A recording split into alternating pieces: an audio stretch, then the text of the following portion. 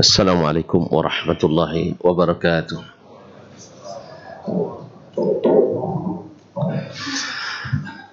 Innal hamdalillah nahmaduhu wa nasta'inuhu wa nastahdihi wa nastaghfiruhu wa natubu ilayh. Wa na'udzu billahi min shururi anfusina wa sayyiati a'malina. May yahdihillahu fala mudilla lahu wa may yudlil fala hadiya lahu. Ashhadu an la ilaha illallah wahdahu la syarika lah wa ashhadu anna Muhammadan abduhu wa rasuluh la nabiyya ba'dah. Ya ayyuhalladzina amanu taqullaha haqqa tuqatih wa la tamutunna illa wa antum muslimun. Ya ayyuhan nas ittaqu rabbakum alladhi khalaqakum min nafsin wahidah wa khalaqa minha zawjaha wa batha minhuma rijalan katsiran wa nisaa'a wattaqullaha alladhi tasaaluna bihi wal arham innallaha kana 'alaykum raqiba. Ya ayyuhalladzina amanu ittaqullaha wa qulu qawlan sadida yuslih lakum a'malakum wa yaghfir lakum dhunubakum wa man yuti'illaha wa rasulahu faqad faza fawzan 'azima. Amma ba'du, fa inna asdaqal hadithi kitabullah wa khairal hadi hadi Muhammadin sallallahu alaihi wasallam wa syarrul umuri muhdatsatuha wa kullu muhdatsatin bid'ah wa kullu bid'atin dhalalah. Ma'asyiral muslimin wal muslimat, al-hadirina wal hadirat, wal musyahidina wal musyahidat, wal mustami'ina wal mustami'at, rahimanillahu wa iyyakum. Bapak dan ibu-ibu, saudara dan saudari, kaum muslimin dan muslimat, jemaah salat subuh di Masjid Zaid bin Thabit radhiyallahu anhu Pekanbaru, ataupun yang mendengarkan melalui 91,1 FM ataupun yang menyaksikan melalui media dimanapun berada. Alhamdulillah atas nikmat dan karunia Allah subhanahu wa ta'ala, kita bisa sama-sama hadir di tempat yang mudah-mudahan diberkahi ini, tempat yang dicintai Allah subhanahu wa ta'ala, yaitu salah satu dari rumahnya yang diizinkannya untuk dibangun, didirikan padanya zikrullah dan segala yang menambah keimanan kita kepadanya. Oleh itu mari kita bersyukur, mudah-mudahan nikmat yang telah kita dapat, mudah-mudahan Allah tambah lagi berlipat-lipat sehingga semakin terasa nikmat. Salawat dan salam kepada Nabi alaihi salatu wassalam, dengan harapan mudah-mudahan kita semakin dekat kepadanya dan diberikan syafaatnya pada hari kiamat nanti. Amin ya rabbal alamin. Selanjutnya doa kita untuk orang-orang tua kita, para ayah dan ibu, saudara mara kita, sanak famili, para guru, para ustadz, para ulama, dan seluruh kaum muslimin dan muslimat, khususnya imam kita Asy-Syafi'i rahimahullahu ta'ala. Semoga Allah membalas beliau dengan pahala yang berlipat-lipat dari ilmu yang kita dapat, yang telah beliau wariskan dalam kitab-kitabnya, khususnya kitab Ar-Risalah ini. Dan semoga kita pun mendapatkan kebaikan yang banyak daripadanya berupa ilmu dan faedah. Kaum muslimin dan muslimat, masih dalam Jumalul Fara'id, bab tentang kewajiban-kewajiban, amalan-amalan yang Allah wajibkan secara mujmal, garis besar. Lalu Allah Subhanahu wa taala perintahkan, wahyukan kepada Rasul kita atau Rasulnya sallallahu alaihi wasallam untuk menjelaskan segala perinciannya. Jadi Allah berikan kewajiban secara garis besar. Kemarin sudah masuk pada bab tentang salat. Lalu datang dari Nabi sallallahu alaihi wasallam penjelasannya dalam bab-bab tersebut. Maka Rasulullah sallallahu alaihi wasallam memberitahukan kepada kita bahwa salat yang diwajibkan itu bilangannya adalah 5 waktu dalam sehari dan semalam. Lalu beliau jelaskan pula bahwa masing-masing salat itu berapa jumlah rakaatnya. Salat zuhur 4, asar 4 dan isya 4. Sedangkan maghrib 3, subuh 2. Dan wasanna fiha kulliha qira'atan, dan Rasulullah SAW sunnahkan pula pada semuanya, semua salat itu ada qira'ahnya, ada bacaan Al-Qur'annya. Wasanna annal jahra minha bil qira'ah, dan disunahkannya pula bahwa qira'at atau bacaan yang dijaharkan pada salat maghrib, salat isya dan subuh. Maghrib, isya dan subuh. Wa annal mukhafatata bil qira'ati fi adh-dhuhri wal 'ashr, dan bahwasanya mesirkan atau tidak menjaharkan bacaan itu pada salat zuhur dan salat asar. Dan ini semuanya semata-mata ta'abbud.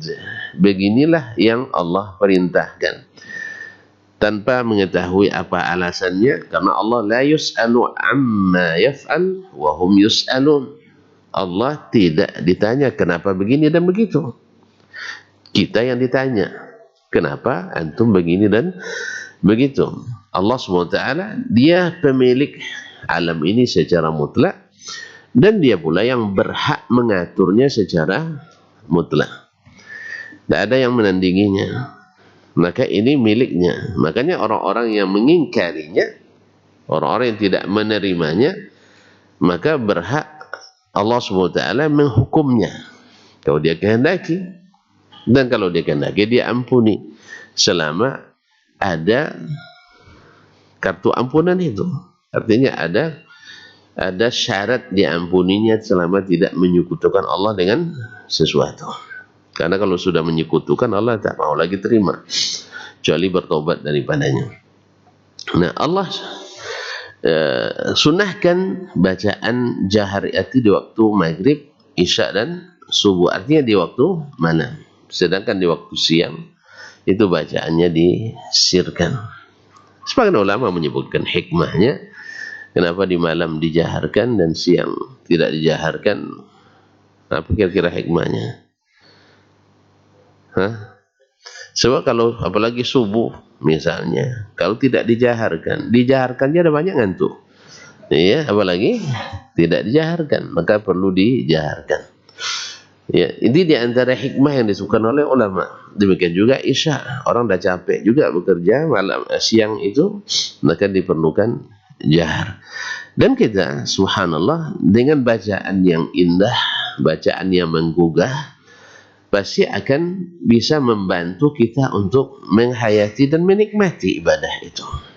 Makanya kenapa Nabi katakan ya ummul qauma aqra'uhum li kitabillah, yang bertindak sebagai imam di antara kaum itu adalah yang paling aqra', yang paling qari, yang paling bagus bacaannya, paling banyak hafalannya. Apa sebab? Karena yang dilihat itu dalam atau yang diperhatikan, yang buat orang menghayati salat itu adalah bacaan. Kan itu ya bacaan. Kalau bacaan sir masing-masing tidak tahu kita. Ini sebagian ada pula, masya Allah, kalau bacaan jaharnya lama sekali. Tapi pas sir, pas salat sirnya, kita baru sampai iyyaka na'budu wa iyyaka nasta'in, belum sampai wa iyyaka nasta'innya dia sudah ruku. Nah, ini juga sebagian ketimpangan yang terjadi Ya, saya pernah salat di belakang imam, kalau dia jahar, lengkap jiharkan hawan hijazinya lengkap itu, lama sekali. Sampai kapan pula rukuknya ini, kan itu. Bukan karena ayatnya banyak, bacaannya lamban. Ini beda, ayatnya panjang dengan bacaan lamban. Kalau terlalu lamban, orang juga tidak senang mengikutinya. Ya, kapan selesainya? Tapi ya, yang namanya manusia pada umumnya suka yang sedang, tidak terlalu panjang ayatnya, juga jangan terlalu pendek, dan jangan terlalu lamban, jangan terlalu cepat.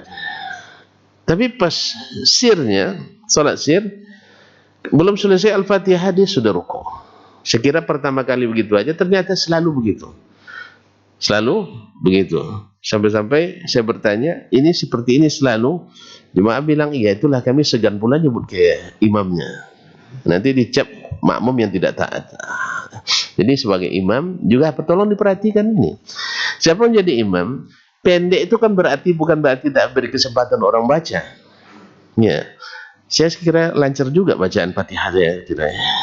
Tapi saya coba untuk secepatnya, baru iyyaka na'budu wa iyyaka nasta'in dia sudah rukuk.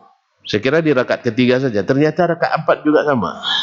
Allah musta'an. Jadi tolong diperhatikan. Demikian juga ketika rukuk, i'tidal. Sebagian imam masya Allah tidak sempat i'tidal. Dia tidak tahu kita, yang jelas kita tidak diberinya kesempatan. Belum lagi kita berdiri dia sudah sujud. Ini juga imam tolong diperhatikan. Karena singkat itu, pendek itu kan berarti tidak menyempurnakan bagi makmum. Karena imam itu dhamin. Imam itu menjamin apa? Supaya ibadah makmumnya selesai dan selesai. Bukan hanya sekedar selesai saja, tapi selesai dan selesai. Barangkali bisa dimaklumi maknanya, ya. Jadi kita jangan sampai sudah sujud makmum kita belum kita sudah sujud makmum belum i'tidal, ya kan? Sami Allahu liman hamidah, Allahu akbar, kapan kita? Iya kan? Padahal kita disuruh untuk bergerak setelah selesai imam memberikan aba-aba. Ini kan bukan dari sanya dimulai, enggak, sampai hamidah baru kita bergerak. Kecuali dari sa dan mulai kita bergerak, iyalah. Tapi nanti sama dengan dia berdirinya, aku bisa melewatinya. Dan itu kaum muslimin dan muslimat dirahmati. Ini dijelaskan oleh Nabi alaihi salatu wassalam. Oleh sebab itu maka dia wajibkan tumakninah. Ya, sebagian ulama menyebutkan tumakninah itu bagian dari rukun. Bagian dari rukun. Artinya bila tidak tumakninah, rukunnya hilang. Rukunnya hilang.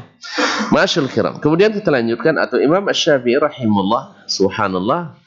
Ya, kita ini memang seperti kata Abdurrahman ibn Mahdi, mengundang decak kagum para ulama, apalagi kita. Seperti Abdurrahman ibn Mahdi mengatakan, lamma nazartul risalata lisy-Syafi'i a'jabatni. Ya. Jadi ketika saya melihat kitab risalah Imam Syafi'i ini sangat mengagumkan bagiku. Wajadtuhu min aqilin fahimin wa au kama qala al-Imam rahimahullah taala. Wasanna anna al-fardha fi ad-dukhuli fi kulli salatin bitakbir. Kemudian Nabi sunnahkan pula bahwasanya wajib fil dukhuli fi kulli salatin bitakbir. Wajib setiap memulai salat yaitu dengan takbir. Maka as-salatu af'alun wa aqwalun, na'am, aqwalun wa af'alun, na'am, muftatahatun bitakbir, yaitu beberapa ucapan, perbuatan yang dibuka dengan takbir. Atau dalam hadis bukan tahrimuha takbir, yaitu tahrim memulainya salat itu artinya haram amalan lain setelah kita memulai, yaitu dengan takbir. Maka disebut dengan takbiratul ihram, yaitu takbiratul ihram atau takbiratul tahrim, yaitu dengan kita bertakbir itu haram segala yang tidak berkaitan dengan salat. Tidak haram segala sesuatu yang tidak berkaitan dengan salat, kecuali hal-hal yang sifatnya darurat. Apa contoh daruratnya? Hah? Apa contoh darurat? Misalnya tuan-tuan kalau pergi haji atau umrah bawa anak bayi kecil, misalnya anak kecil yang sudah pandai berjalan-jalan, solat Masjidil Haram, boleh tak nengok anak-anak itu kemana perginya dalam solat? Bukan kejar-kejaran, ya salah paham. Tak, menoleh gitu, kemana perginya anak tadi. Boleh? Ini harus dibahas kayaknya ini. Ya, kecuali darurat atau hajat, ada kebutuhan. Karena kalau dibiarkan tanpa dilihat nanti hilang. Mau hilang anak? Hah? Makanya kalau biasanya kalau orang-orang luar negeri itu kalau bawa anak kecil dipakainya tali. Nah, satu tali diikatkan di tangan ibunya atau bapaknya, satunya di tangan anaknya, bukan di lehernya. Kalau leher salah paham orang nanti. Di tangannya. Tahu bedanya di tangan dengan di leher? Nah, tahu lah. Jadi kalau taruh leher nih, orang bilang macam-macam sama kita. Tapi satu di tangan ibunya, satu di tangan tangan bapaknya. Panjang talinya coba. Ya, kalau anak ceritanya tadi, anak kecil itu kan dia tidak tahu pergi kemana-mana, nanti pulang tidak tahu lagi dia. Makanya dipasang tali kadang supaya tidak jauh perginya. Itu salah satu antisipasi, karena kalau sudah hilang, awak masuk pintu 80, nanti diantar orang anak kita ke pintu 2, kapan ketemunya? Makanya dalam hal ini dibolehkan untuk menoleh, ya tidak dengan badan tapi menoleh dengan kepala saja. Masih di situ masih aman. Kalau sudah masih hilang, gimana? Kalau sudah hilang, gawat. Jadi kalau itu kaum muslimin bisa haji tidak jadi selesai nanti gara-gara itu. Ma'asyarul kiram dirahmati Allah. Jadi tahrim tidak boleh melakukan gerakan sesuatu kecuali yang tidak berkaitan dengan salat, kecuali dalam keadaan darurat misalnya. Misalnya kalau kita nak bergeser aja, rasanya lebih enak di sop ke sana misalnya kan. Kalau karena itu tidak boleh kita melakukan gerakan. Tapi kalau mengisi sap yang kosong atau sap yang putus, boleh apa enggak? Boleh. Kenapa boleh? Ini tidak darurat, ini kebutuhan salat. Ini berkaitan dengan kepentingan salat. Ini kepentingan salat. Ada yang berkaitan dengan salat, ada yang tidak berkaitan dengan salat. Makanya kalau berkaitan dengan salat, boleh melakukan gerakan walaupun lebih dari 3 kali. Tapi sebagian mazhab membatasinya 3 kali. Nah, wallahu ta'ala. Masyaallah kiram dirahmati Allah, atau menggendong anak ketika dalam keadaan salat. Tapi jangan setiap hari dibilang asal nak pergi salat suaminya, bang bawa anak katanya kan. Sehingga setiap hari bawa gendong anak salat, enggak. Dalam keadaan seperti yang tadi dibutuhkan sekali. Wasanna anna al-fardha fi dukhuli kulli salat bitakbir wal khuruj minha bitaslim. Dan selesainya ditandai dengan salam. Ditandai dengan salam. Jadi boleh diganti dengan goodbye? Tidak boleh. Harus assalamualaikum. Atau assalamualaikum warahmatullah. Atau assalamualaikum warahmatullahi wabarakatuh. Semuanya warid.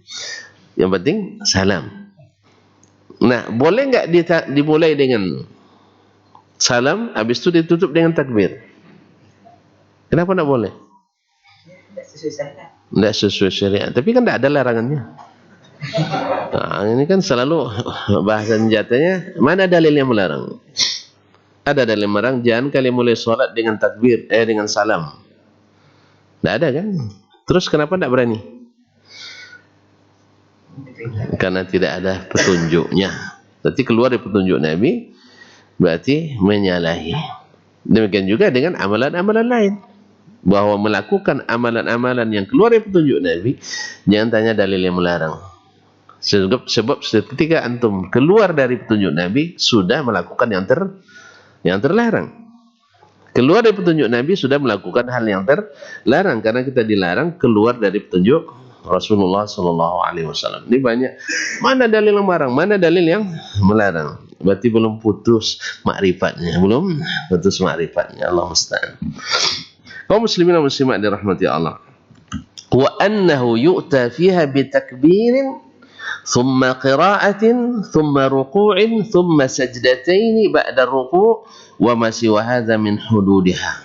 Kemudian salat itu didatangkan di dalamnya pertama takbir, diiringi qiraah bacaan, thumma ruku', setelah bacaan ruku', bacaan Fatihah dan ayat, thumma sajdataini, setelah ruku' sujud.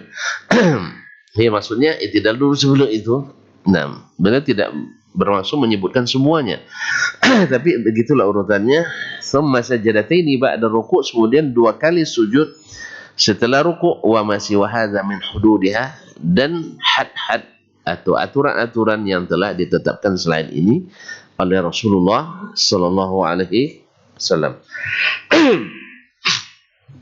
Wa sanna fi salati safari qasran, dan disunnahkan pula oleh Rasulullah. Kepanjang tadi penjelasannya lagi kan, padahal ayatnya tadi wa aqimu as-salat innas salata kanat al-mu'minina kitaban mawquta, dirikan salat.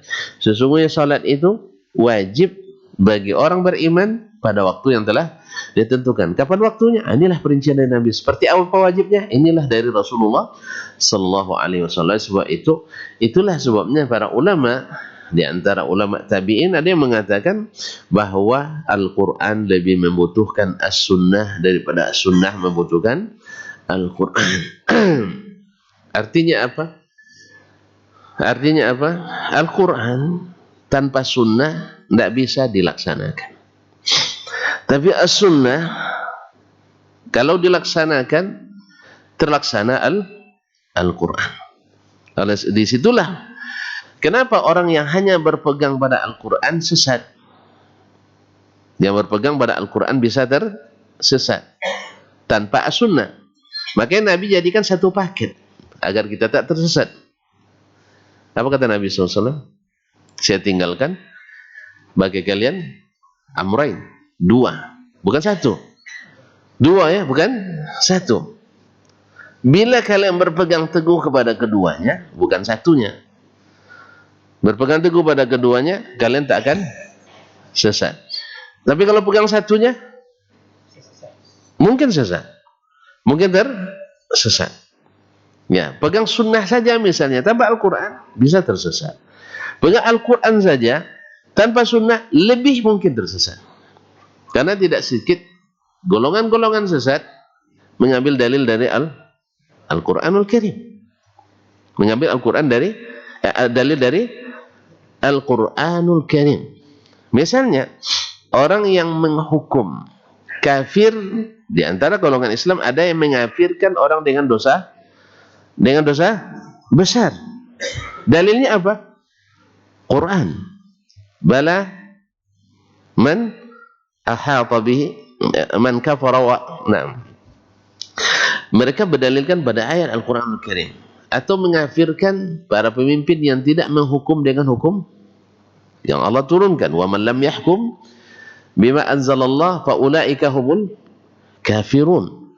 Sampai-sampai ada yang mengatakan tidak boleh menghukum kafir, tidak boleh menyebut orang lain selain Islam itu orang kafir.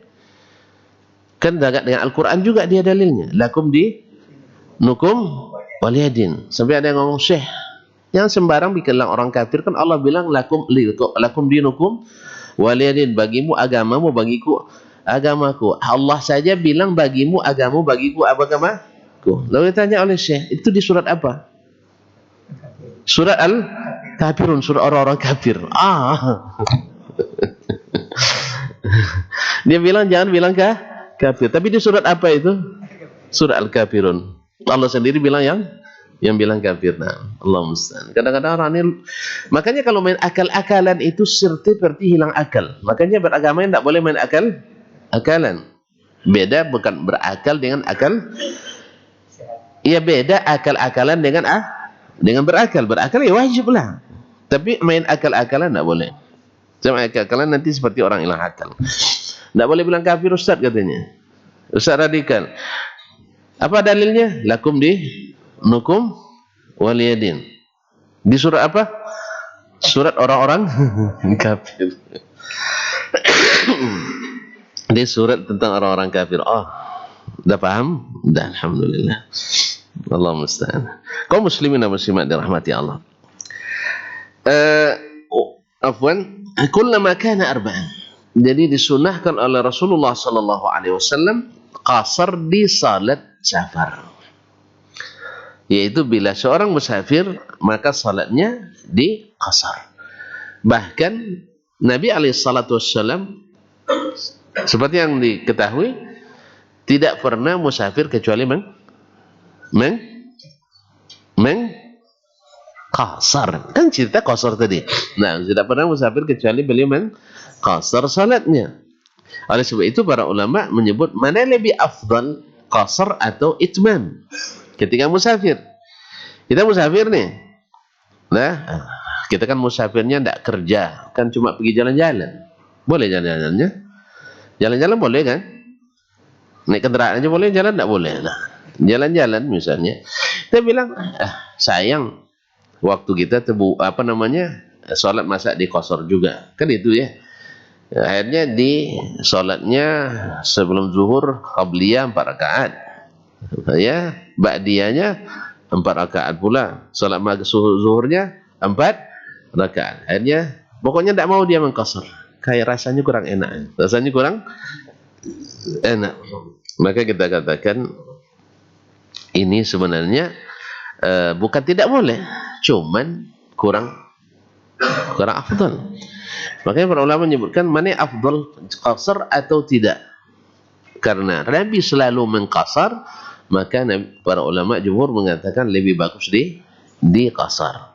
Kecuali dalam bab misalnya kita salat ikut imam yang muqim. Ikut imam yang muqim. Imam yang muqim itu kalau kita jadi makmumnya kita juga itmam karena dia menyempurnakan. Cuman apakah mana yang lebih afdal? Ini lebih afdal. Kita salat kalau di sana kan di gurun pasir padang Sahara kan, atau tunggu dulu sampai ke masjid. Pada diam semua. Diam 1000 makna. Nah, apakah mesti kita cari masjid atau lebih afdal kita salat di mana hadir waktu salat, baik salat yang ditakdim atau yang ditakhir? Wallahu alam, bahwasanya salat di padang pasir itu bukan di masjid, bagi musafir itu lebih afdal daripada salat di masjid. Karena ada hadisnya dari Nabi alaihi salatu wassalam. Jelas? Tapi jangan bilang tidak boleh, tidak. Apalagi di zaman sekarang ini kan, apalagi di musim hujan, tentu cari tempat yang lebih steril, tentunya di masjid.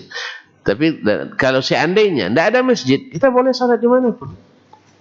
Ya, salat dimanapun, dan bahkan tidak di masjid bagi musafir itu lebih diutamakan. Karena ada sunnahnya seperti itu. Wallahu ta'ala a'lam. Kaum muslimin dan muslimat dirahmati Allah. Insya'al musafir. Dikembalikan lagi kepada kalau seandainya musafir itu mau mengqasar. Artinya tidak diwajibkan oleh Rasulullah sallallahu alaihi wasallam. Artinya qasar bagi musafir tidak wajib. Tidak wajib. Tetapi mana yang lebih afdal? Lebih afdal di qasar. Karena apa? Itu Nabi menyebutkannya itu adalah rukhsah dari Allah, ada sedekah. Dan Allah suka bila sedekahnya diterima. Jadi yang 4 rakaat dipotong jadi 2 oleh Allah SWT. Ini bahasanya apa nih bahasanya? Diskonnya. Ya, artinya diberi keringanan di sini, rukhsah. Setelah itu dapat bonus lagi, salat sunat yang tidak dikerjakan. Ini yang 4 nilainya, yang 2 nilainya tetap 4. Kemudian salat sunat yang tidak dikerjakan tetap dicatat. Idza maridal abdu aw safar kutiba lahu ma kana ya'maluhu sahihan muqiman. Apabila seorang hamba itu sakit atau musafir, maka seluruh amalan yang biasa dia kerjakan ketika tidak musafir atau ketika tidak sakit tetap dicatat. Makanya ketika sehat jangan sia-siakan. Ketika tidak musafir, jangan dilengahkan. Kerjakan sedapat mungkin yang sunat-sunat itu, karena ketika kita musafir kan kita tinggalkan. Nah, ditinggalkan ketika musafir itu karena kebiasaan kita mengerjakannya di waktu sedang mukim, tetap dicatat pahalanya. Nggak mau. Nggak mau. Awak cuti, gaji, jalan. Nggak ada yang nggak mau nih. Apalagi kalau ditambah pula. Ya kan? Kan ditambah. Doanya mustajab. Orang musafir kan doanya mustajab. Jadi subhanallah, memang Islam benarlah Allah katakan, tidak juga kita masuk surga memang betul-betul melarat gitu Pak. La yaslaha illal ashqa. Tidak masuk neraka kecuali orang-orang yang benar-benar melarat. Ya demikian Allah mudahkan. Dosa, utang cukup dengan memajukan permohonan. Iya kan? Utang sebanyak apapun cukup dengan memohon ampunan. Taubat, kan ada yang lain-lain lah. Ya kan? Cukup bertobat. Bahkan hal-hal yang ada konsekuensi hukumnya pun, sekalipun. Misalnya, seseorang minuman keras, narkoba. Kalau dilaporkan ke aparat, ada hukumannya? Ada? Ada nggak? Apa hukumannya? Masuk neraka? Oh, penjara.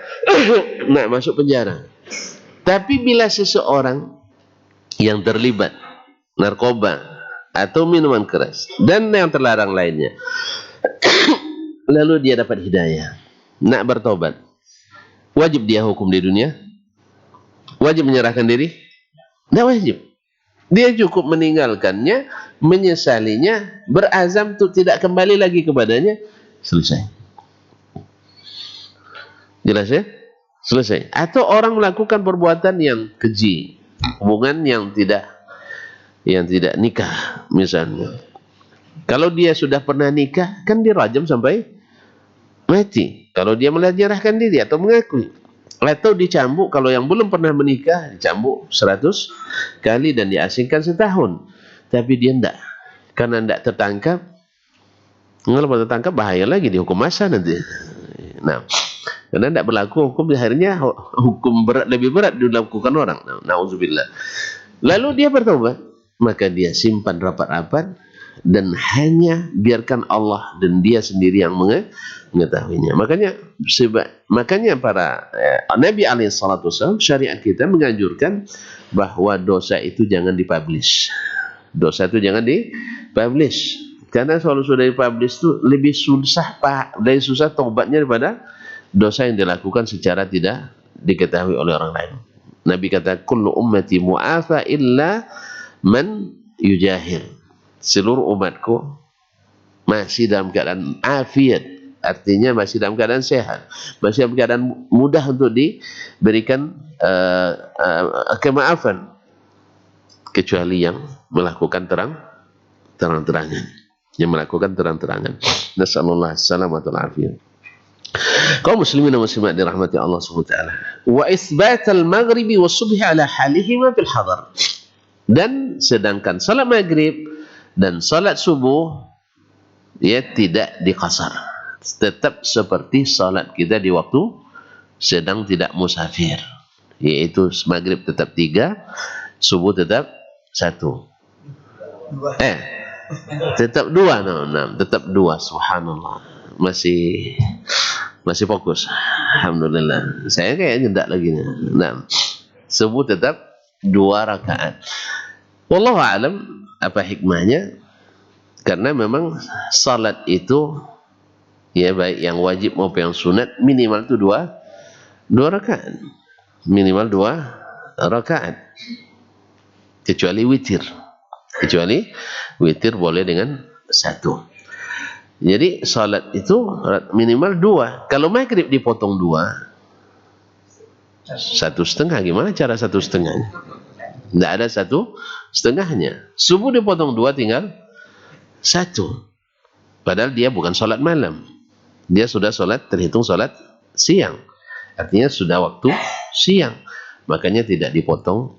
Maka tetap seperti dalam keadaan tidak musafir. Wallahu a'lam.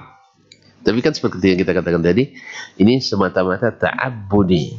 Kalau nak gali hikmah, silakan. Tapi hikmah itu bukan alasan. Karena Allah tidak perlu ditanya, kenapa begini, kenapa begitu. Kita yang ditanya, kenapa begini, kenapa begitu. Ya sudah disuruh salat, tidak mau juga salat. Nah. Wa annaha kullaha ilal qiblah. Kemudian dijelaskan lagi bahwa seluruh salat itu mesti menghadap kiblat. Musafiran kana atau muqiman, baik dalam keadaan musafir maupun dalam keadaan muqim. Illa fi halin minal khawfi wa fi halin minal khawfi wahida, kecuali dalam keadaan salat khauf, yaitu salat dalam peperangan atau dalam ketakutan. Ya, mungkin tidak perang tapi dalam ketakutan. Apa contohnya? Yang ketakutan perang. Tidak pernah merasakan. Bilang, ya Allah jangan sampai saya rasakan. Nah, misalnya orang dikejar gelombang tsunami misalnya, la qadarullah. Kita harus sholat juga, waktu sholat mau habis. Tsunami-nya datang menjelang maghrib. Ini orang-orang yang melambatkan sholat, beginilah. Jadi dia lambat sholatnya, pas lihat itu baru dia sadar, astagfirullah saya belum sholat asar. Sambil berlari, boleh sholat? Boleh sholat sambil berlari. Nah, dah boleh tak fokus. Dalam keadaan takut, ya boleh. Dalam keadaan ketakutan, dikejar musuh. Ini kan tsunami musuh nih kan. Atau dalam keadaan misalnya, apa lagi? Erupsi Gunung Merapi misalnya. Ya, apa namanya, lapanya. Ya, terlihat mengejar kita. Tentu sholatlah dulu ya. Gitu. Insyaallah orang salat akan dipelihara Allah nanti. Enggak. Maka antum sambil berlari karena dikhawatirkan waktu akan keluar padahal kita belum melaksanakan salat, maka salatlah dalam keadaan seperti itu. Wallahu a'lam. Jadi dalam keadaan takut. Tapi dalam keadaan aman tidak wajib menghadap kiblat. Wa sanna anna an-nawafila fi mithli haliha. Dan disunahkan pula oleh Rasulullah bahwa salat-salat sunat fi mithli haliha, dalam keadaan seperti itu, la tahillu illa bi dhuhur. Sama halnya dengan salat fardu, tidak boleh kecuali dengan bersuci. Tidak boleh dengan bersuci. Wala tajuzu illa bi qiraah. Dan tidak boleh salat kecuali dengan ada qiraah, itu Al-Fatihah. وما تجوز بالمكتوبات من السجود والركوع واستقبال القبلة بالحضر وفي الأرض وفي السفر. Dan tidak boleh, dan segala hal yang dengannya dilakukan yang wajib berupa sujud, ruku dan menghadap kiblat, demikian dalam keadaan tidak musafir dan di atas permukaan bumi dan dalam keadaan musafir. Wa anna lirrakibi an yusalliya fin nafilati haitsu tawajjahat bidabbatuhu. Sedangkan bagi yang sedang berkendaraan, tadi kan bagi yang tidak berkendaraan di atas permukaan bumi dalam keadaan hadir, maka mesti salat menghadap kiblat. Baik tidak musafir. Artinya orang yang musafir kadang-kadang berhenti kan? Dia nak salat sunat. Misalnya salat sunat, boleh salat sunat musafir? Boleh. Nah, boleh. Misalnya salat sunat witir misalnya, atau yang lainnya, maka dia salat sunat. Ketika berhenti mesti menghadap kiblat. Jelas? Atau ketika tidak musafir, itu apalagi. Ketika musafir, yang penting kita berada di atas permukaan bumi, tanah. Adapun orang yang sedang berada di atas pesawat terbang, apalagi pesawat tempur, pesawat terbang, ya, dia tidak mungkin menghadap kiblat. Dalam keadaan tidak mungkin menghadap kiblat, maka dia salat sunat. Walaupun mungkin menghadap kiblat, tapi dia salat sunat, boleh menghadap kemanapun. Karena demikian disunahkan Rasulullah SAW. Wa anna lirrakibi an yusalliya fin nafilati haitsu tawajjahat bi dabbatuhu. Bahwa orang yang sedang mengendarai Ya baik karena musafir atau tidak musafir.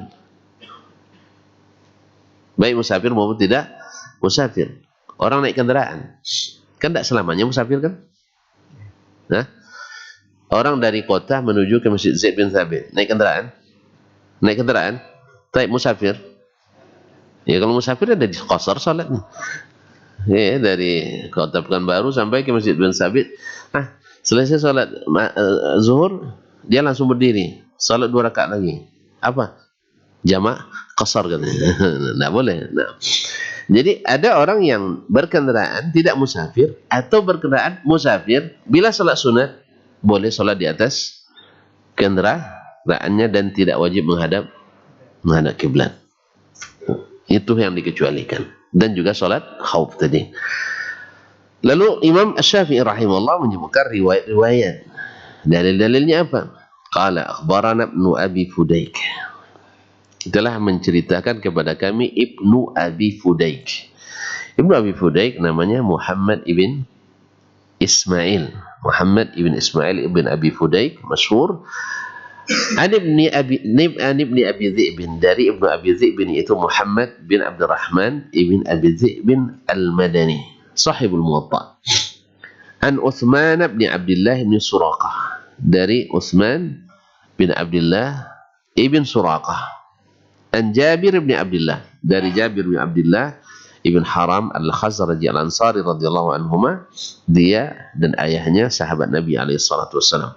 Anna Rasulullah sallallahu alaihi wasallam fi ghazwati Bani Anmar, bahwa Rasulullah SAW dalam peperangan Bani Anmar, kana yusalli ala rahilatihi mutawajjihan qibala al-masyriq.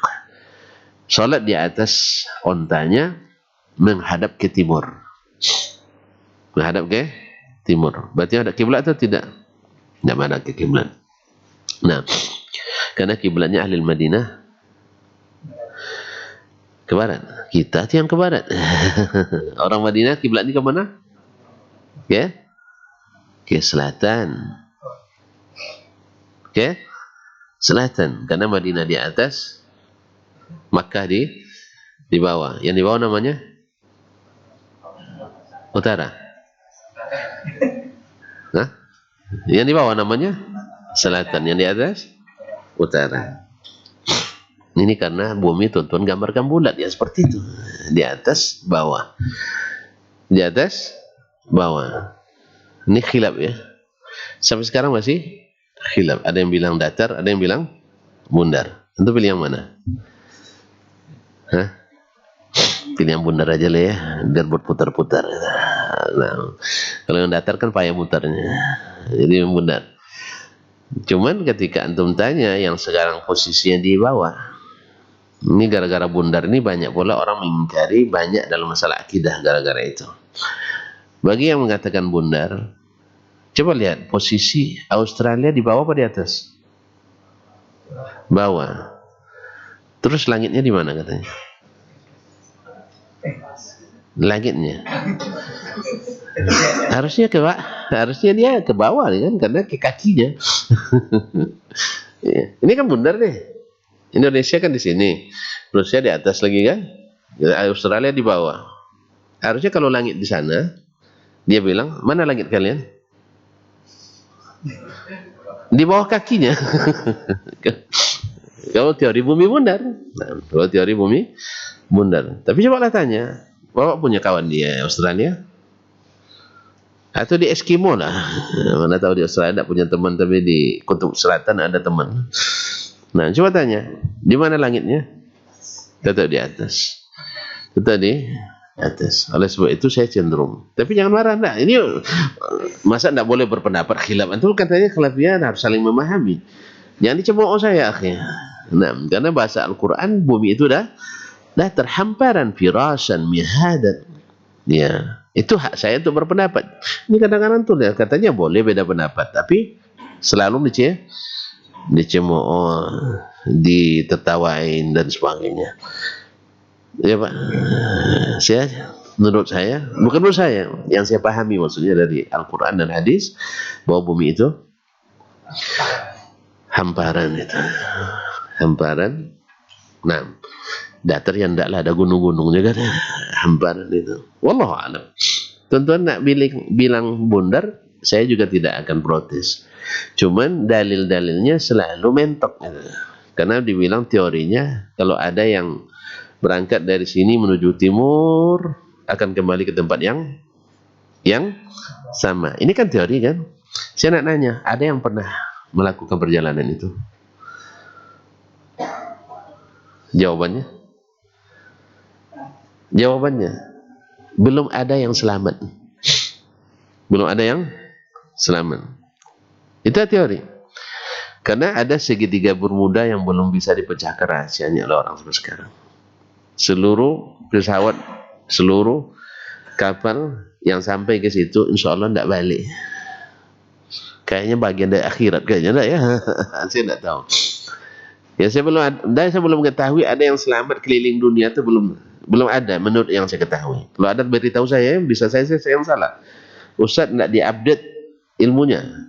Ada yang tahu? Beritahu saya. Saya tahu saya belum ada yang selamat. Ya, yang mencoba sudah ada, tapi belum ada yang selamat. Jadi teori bahwasanya kalau berjalan menuju ke satu arah akan kembali ke yang sama, belum ada asli uji coba. Yang ada itu hanya secara perkiraan. Nah, kok bahas ini pula kita? Ini tidak perlu dibahas sebenarnya, tidak perlu dibahas sebenarnya. Cuman karena ada orang gara-gara bumi bundar yang mengingkari Allah di atas dengan itu. Lalu atasnya orang Australia di mana katanya? Maka kita tanyakan gampang aja, kok gitu aja kok repot. Tinggal telepon teman antum di Australia, tanyakan langitnya di mana. Nak bundar, nak datar, itu urusan lain nanti. Yang jelas tetap di nunjuknya ke atas. Selesai. Cuma gara-gara itu orang menolak, itu masalahnya.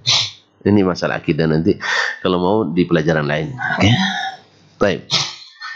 Ya. Antum agak bingung dikit. Jangan sampai bingung, oke. Nah, kaum muslimin dan muslimat dirahmati Allah, bahwa Rasulullah SAW di peperangan Ghazwati Bani Adbar kan yusalli ala rahilatihi, salat di atas kenderaannya mutawajjihan au haitsu mutawajjihan qibla al-masyriq, menghadap ke arah timur, bukan ke selatan. Nah, akhbarana, kemudian Imam Syafi'i mengatakan akhbarana Muslim, telah menyampaikan kepada kami hadis ini atau berita ini Muslim. Siapa Muslim itu, Pak? Muslim Ibn Khalid, Ibn Farwah, terus kan Abu Khalid Az-Zinji, seorang faqih Mekah. Dengan beliaulah Imam Asy-Syafi'i pertama belajar fikih. Dan inilah guru fikih pertama Imam Asy-Syafi'i di Mekah dulu. Dari beliau banyak sebelum bertemu dengan Imam Malik. Jadi kaum muslimin dan muslimat, ini juga teori yang mengatakan guru murid mesti seperti guru 100%. Ya, ini teori yang keliru juga. Sebab banyak orang dengan tren-tren sanad hari ini, ya, Imam fulan bertemu dengan fulan berarti mesti sama pendapatnya. Kan banyak dibuat seperti itu. Ini framing ini. Bahwasanya antara Imam Syafi'i dengan Imam Malik banyak beda pendapat. Banyak. Maka jangan disangka bahwa sekarang kita ketika bermazhab, misalnya mazhab Syafi'i, bisa seperti Syafi'i 100%, tidak ada. Pasti ada perbedaan pendapatnya. Maka jangan dipaksa, oh antum Hambali, mesti Hambali 100%, tidak bisa. Syafi'i mesti 100%, Syafi'i 100%, tidak ada yang bisa. Tidak ada yang bisa. Oleh sebab itu, maka kewajiban mengikuti satu mazhab adalah kewajiban yang batil. Tidak ada yang bisa. Ya. Yang bermazhab Syafi'i sekarang tidak bisa belanja di supermarket, tidak bisa.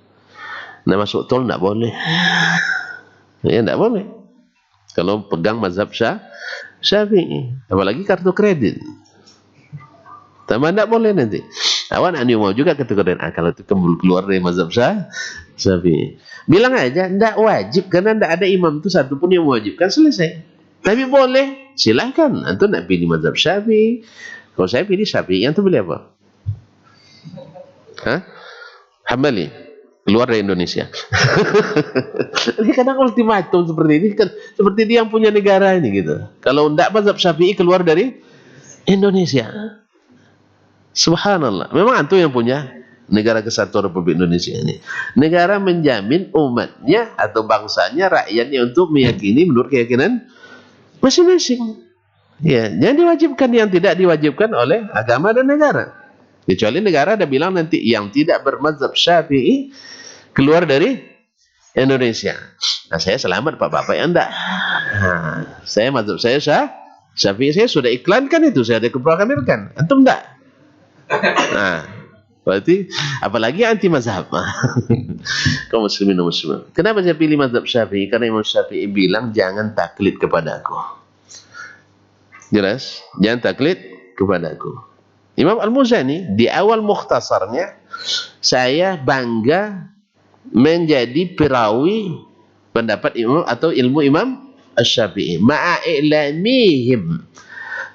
Tetapi saya ingatkan annahu atau nahyahu an taqlidihi wa taqlidi ghairihi minal ulama. Dengan tetap memberitahukan kepada seluruh orang bahwasanya Imam Syafi'i melarang taklid kepadanya dan taklid kepada siapapun dari ulama. Dah selesai. Berarti murid-murid Imam Syafi'i telah memberikan kita ilmu yang diberikan oleh Imam Syafi'i. Bahwa Imam Syafi'i ambillah ilmu ini sebanyak-banyaknya. Tapi ingat, jangan taklid kepada saya. Berarti Imam Syafi'i tidak mewajibkan ikut mazhabnya. Oleh sebab itu, sebagaimana para imam mazhab membuka diri, kita juga harus membuka diri. Jangan ditutup-tutup. Ini enggak, kalau enggak Syafi'i keluar dari lucu bin ajaib ini kaum muslimin muslimat. Ini penyakit zaman ini pula. Dibawa juga dari luar negeri. Ya, ada sebagian pemikir luar negeri itu yang berpendapat keras dalam masalah ini. Bahwasanya kalau tak Syafi'i jangan pulang ke Indonesia. Kalau tidak Maliki, jangan pulang ke Maroko. Kalau tidak Hambali, jangan pulang ke Arab Saudi. Sehingga dikatakannya bahwa kalau sudah bermazhab Hambali, seluruh mazhab Imam Ahmad, pendapat Imam Ahmad wajib diikuti. Ini keliru lagi. Ini ada yang buat bilang, ini antum mengakan pengikut Ibnu Taimiyah. Ini pendapat Ibnu Taimiyah, kalian tidak ikuti, berarti tidak Taimi. Siapa yang bilang kami Taimi? Siapa yang bilang kami harus mengikuti Ibnu Taimiyah dalam segala hal? Kita tidak pernah mengikat diri dengan alim minal ulama kecuali dengan Rasulullah sallallahu alaihi wasallam. Cuma kenapa ikut Imam Syafi'i? Karena dia adalah pintu besar kita menuju memahami sunnah Nabi sallallahu alaihi wasallam. Sekali-sekali kita masuk pintu kecil pula. Di saat pintu besar agak sesak, masuk pintu apa namanya? Pintu cadangan atau pintu rahasia. Makanya tidak ada alasan untuk 100% ikut Syafi'i, tidak ada. Cuman orang-orang yang mengikat dirinya dengan mazhab tertentu mewajibkan kita seperti itu. Ini Ibnu Taimiyah bilang seperti ini, kalian katanya ikut Ibnu Taimiyah. Siapa yang bilang Ibnu Taimiyah jadi nabi kita? Nabi kita adalah Muhammad sallallahu alaihi wasallam. Ketika Imam Ibnu Taimiyah rahimahullah, ya, dalam satu masalah ya menurut yang kita pahami tidak seperti yang dilakukan atau disarankan oleh Nabi kita alaihi salatu wassalam, saat itu kita bilang, mohon maaf Syekh, dengan segala hormat, seperti kata Harmalah ibn Yahya At-Tujibi, Asy-Syafi'i habibun ilaina walakin al-haqqa ahabbu ilaina. Syafi'i itu kami cintai dengan sepenuh hati, karena memang siapa yang ketemu Syafi'i tidak mencintainya pasti ahli bid'ah. Ya, setiap yang bertemu dengan Syafi'i di masanya tidak mencintai Imam Syafi'i pasti ahli bid'ah atau orang yang sedang sakit hati. Nah, saya tidak menemukan yang sakit hati gara-gara pinangannya bertemu dengan Imam Syafi'i. Saya tidak menemukan itu. Mana tahu kan? Ya. Apalagi masalah bisnis. Imam Syafi'i juga bukan seorang pebisnis. Tapi kalau masalah agama, tidak ada yang benci Syafi'i kecuali ahli di zamannya. Kalau sekarang banyak mungkin. Di zamannya tidak ada yang benci beliau kecuali ahli bid'ah. Karena beliau nasirus sunnah. Cuman murid-muridnya ngajarkan pada kita, baik Al-Muzani, Harmalah bin Yahya, Yunus bin Abdullah yang sejawatnya juga ngajarkan bahwa Syafi'i melarang kita taklid buta kepadanya. Makanya bila ini bertemu dengan syekh ini tidak mesti 100% seperti itu. Kita bukan seperti masuk fotokopi, tidak. Jelas? Saya belajar dengan beberapa syekh. Ya. Belajar dengan banyak syekh. Jangan bilang gara-gara misalnya saya bertemu dengan Syekh Al-Abbad, baru bilang hadza Abbadi. Ini fotokopi Syekh Abdul Muhsin Abbad, tidak. Atau saya belajar Syekh Atiyah Salim, juga tidak seperti itu. Ini kadang-kadang gambaran orang seperti itu. Makanya dibuat sanad, kami bersanad katanya. Karena dicari-carinya peluang bahwa imam ini bertemu dengan Imam Ahmad, Imam Ahmad bertemu dengan Imam Syafi'i, Syafi'i bertemu dengan Imam Malik, Malik dari Nafi', Nafi' dari Ibnu Umar, bahwa seluruh ajaran yang disebutkan oleh yang dia sebutkan itu sama dengan Syafi'i, sama dengan Malik, sama dengan Nafi', sama dengan Ibnu Umar, sama dengan Rasulullah SAW. Ini namanya penyelabuan, mengelabui umat dengan istilah sanad. Tidak ada Imam Ahmad ketemu Syafi'i, betul? Berguru sama Syafi'i. Ada enggak pendapatnya yang sama semuanya? Tidak, alhamdulillah. Jadi tidak semua murid tidak mesti fotokopi dari guru. Makanya kalau ada yang bilang bertemu langsung pendapatnya sama semuanya, ini adalah penyelabuan hakikat. Makanya di saat-saat hari ini memang harus lebih ekstra hati-hati karena banyak penipu-penipu dengan cara-cara yang sangat jitu, sehingga dengan istilah sanad kadang-kadang dianggap bahwa selesai dah ilmunya ilmu dari Nabi ini. Sebab apa? Malik bertemu Nafi', Nafi' bertemu Ibnu Umar, Ibnu Umar bertemu Nabi, berarti seluruh yang diriwayatkan dari salur ini pasti dari Nabi. Enggak, kita periksa satu-satu.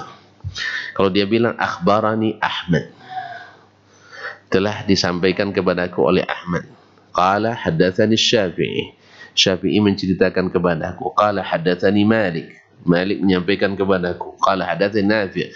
Satu-satu, bukan satu jalan semuanya lewat situ. Enggak. Pada imam sebagian ulama ahli hadis bahwa di antara ciri riwayat-riwayat palsu itu adalah seluruh riwayat dari satu jalan. Seluruh dari satu jalan ini harus dicurigai dari awal. Satu ajaran semua sanad satu aja dari situ semuanya, ini perlu dicurigai. Kecuali kitab, kalau kitab diriwayatkan mungkin dari satu jalan, ya. Kalau dia riwayatkan kitab misalnya Sahih Bukhari riwayatkan dari jalan syekhnya satu dia, tapi bukan itu satu-satunya. Tapi kan hadis Nabi kan tidak seperti itu. Masing-masing ada riwayat Jabir, ada riwayat Abu Umar, ada riwayat Ibnu Abbas, ada riwayat Abdullah bin Amr, Abu Hurairah, Aisyah, Abu Salamah dan sebagainya. Maka istilah sanad hari ini ya banyak yang menyalahgunakannya. Asal sudah dengar sekali sebuah hadis dari sebuah buku, sudah bersanad semuanya. Makanya kaum muslimin dan muslim memang seperti kata Ibnu Hajar, man takallama fi ghairi fannihi ata bil ajaib. Orang yang bicara bukan pada spesialisasinya datang membawa yang aneh-aneh. Allah musta'an wa alaihi tuklan. Baik. Apa?